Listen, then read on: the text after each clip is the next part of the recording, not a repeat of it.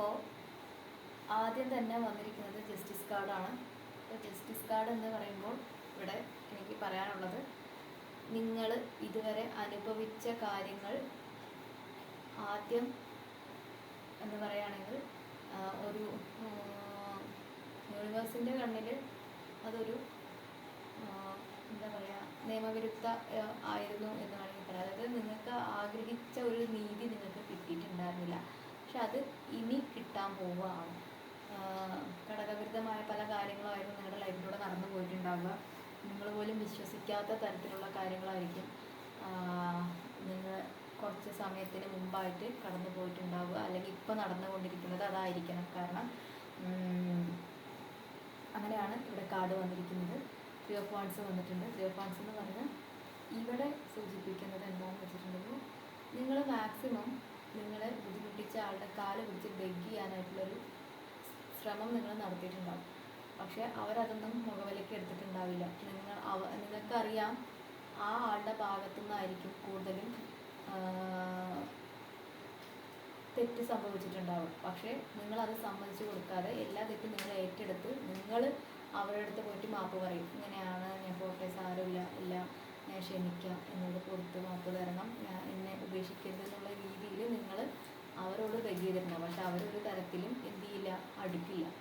അവർക്കറിയാം അവരാ ചെയ്തത് തെറ്റില്ല. പക്ഷെ നിങ്ങളുള്ളത് മുഴുവൻ അവർക്ക് സമർപ്പിക്കാന്നുള്ളൊരു രീതി ഇവിടെ വരുന്നുണ്ട്. എന്നിരുന്നാൽ പോലും അവർ പിടിച്ച മുയലിന് 3 കൊമ്പ് എന്നുള്ള രീതിയിലാണ് അവരിവിടെ നിൽക്കുന്നത്. അങ്ങനെയാണ് ഇവിടെ തോന്നുന്നത്.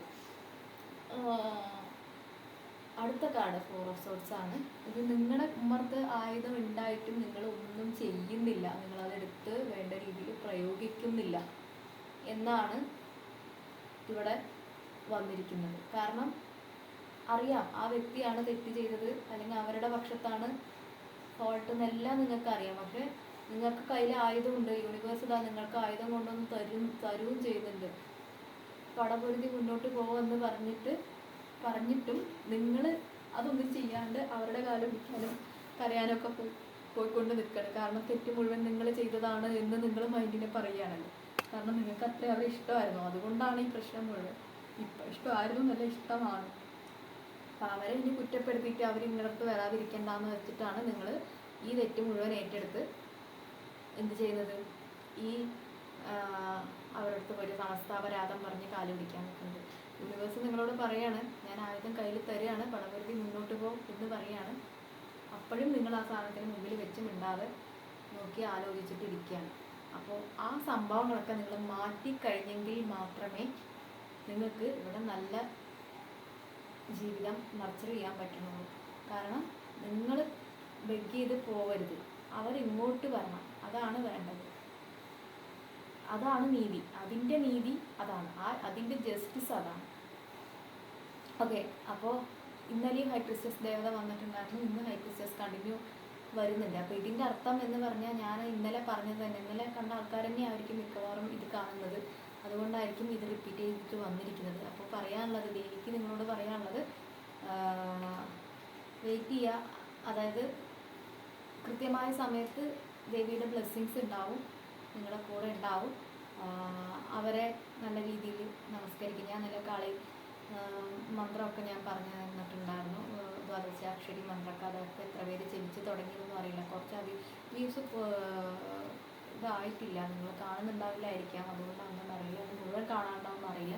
ഞാൻ പറഞ്ഞു അത് ചെയ്യുന്ന ആൾക്കാരുണ്ടെങ്കിൽ താഴെ വന്ന് കമൻറ്റ് ഇടണമെന്ന് പറഞ്ഞിട്ടുണ്ടായിരുന്നു, ആരും പറഞ്ഞിട്ടില്ല. ഓക്കെ, വാട്ടവർ, എല്ലാം അത് ഓരോരുത്തരുടെ ഇഷ്ടമല്ലേ, നമ്മളതിനെ പ്രസ് ചെയ്ത് പറയാൻ പറ്റില്ല. പക്ഷേ ദേവിയുടെ അനുഗ്രഹം നിങ്ങൾക്ക് കിട്ടുന്നതോടുകൂടെ നിങ്ങളുടെ ലൈഫ് തന്നെ ടോട്ടലി മാറി. എംപ്രസ് കാർഡ് വന്നിട്ടുണ്ട്. അതുപോലെ തന്നെ എന്താ, എംപ്രസ് എന്ന് പറഞ്ഞാൽ ഏറ്റവും ടോപ്പ് ടാരോയിൽ ഞാൻ ഇഷ്ടപ്പെടുന്ന ഏറ്റവും ടോപ്പ് കാർഡാണ് ഈ എംപ്രസ് കാർഡ്. ആവശ്യമുള്ള കാര്യങ്ങളെല്ലാം നിങ്ങൾക്ക് കിട്ടും. ഒരു queen of pentacle, queen of അതൊക്കെ വരുമെങ്കിലും അതിനേക്കാളൊക്കെ ഏറ്റവും ബെസ്റ്റ് എന്ന് പറയുന്നത് എംപ്രസ് കാർഡാണ്. നിങ്ങൾക്ക് ഒരു റിലേഷൻഷിപ്പ് ഏറ്റവും ബെറ്റർ ആവുന്നുണ്ട്. നിങ്ങൾ ആഗ്രഹിച്ച കാര്യങ്ങളെല്ലാം നിങ്ങൾക്ക് കിട്ടും. പൈസ ആണെങ്കിലും അതെ, റിലേഷൻഷിപ്പ് ആണെങ്കിലും അതെ, എല്ലാ കാര്യങ്ങളും, ഫെർട്ടിലിറ്റി, ആ ഒരു സംഭവങ്ങൾ, ഫെർട്ടിലിറ്റി, ആ കാര്യങ്ങൾ വരെ നിങ്ങൾക്ക് ഓക്കെ ആയി വരും. ചിലപ്പോൾ അവർ റീയൂണിയൻ ആയതിനു ശേഷം നിങ്ങൾ പ്രഗ്നൻസി ആവുമായിരിക്കാം, അല്ലെങ്കിൽ അങ്ങനെയുള്ള കാര്യങ്ങളൊക്കെ നിങ്ങൾക്ക് നടക്കാനായിട്ട് പോകുന്നുണ്ട് എന്നാണ് പറയുന്നത്. പേഴ്സണൽ റീഡിങ്ങിന് വരുന്ന ആൾക്കാർ എന്നോട് പറയാറുണ്ട്. അപ്പോൾ പറയാറുണ്ട് എന്ന് പറഞ്ഞാൽ എന്താ, അവർക്ക് എന്താ പറയുക, ചിലപ്പോൾ എക്സ്ട്രാ മാരിറ്റലായിട്ട് പോയ ഹസ്ബൻഡോ വൈഫോ ആയിരിക്കും. അപ്പോൾ അവർക്ക് ഇങ്ങനെ ബേബിയൊന്നും ആയിട്ടുണ്ടാവില്ലായിരിക്കും. അപ്പോൾ അത് റീയൂണിയൻ സംഭവിക്കുകയാണെന്നുണ്ടെങ്കിൽ നിങ്ങൾക്ക് ആ ഒരു കാര്യത്തിലേക്ക് സാഹചര്യങ്ങൾ എത്തുന്നുണ്ട്. അടുത്തത് പെൻഡക്കിളാണ്, 10 ഓഫ് പെൻഡക്കിൾ. അതും വളരെ നല്ല കാർഡാണ്. ഞാൻ പറഞ്ഞ ഫെർട്ടിലിറ്റി അത് കഴിഞ്ഞ് കഴിഞ്ഞാൽ നമുക്ക് ബേബി ആവുന്നുണ്ട്. ചിലപ്പോൾ ആദ്യം ഒരു ഫസ്റ്റ് ബേബി ഉണ്ടായിരിക്കും, അത് കഴിഞ്ഞിട്ടായിരിക്കും പിന്നെ സെക്കൻഡ് ബേബി വരുന്നത്. അങ്ങനെ ഒരു കാര്യങ്ങളായിരിക്കും ചിലപ്പോൾ ഇനി അടുത്ത് നടക്കാൻ പോകുന്നത്. നിങ്ങൾ നല്ലൊരു ഫാമിലി കാർഡാണ് ഇത് കിട്ടിയിരിക്കുന്നത്. അതുപോലെ ഫാമിലി പറഞ്ഞാൽ റിച്ച് ഫാമിലി, കണ്ടോ മരത്തിലാണ് ക്യാഷ് കോയിൻസ് തൂക്കിയിട്ടിരിക്കുന്നത്, പൈസ. അപ്പോൾ അത്രയ്ക്കും നിങ്ങൾ റിച്ചായി മാറാനായിട്ട് പോവുകയാണ് അവർ നിങ്ങളുമായിട്ട് കണക്ട് ചെയ്ത് വരുന്നതിന് ശേഷം.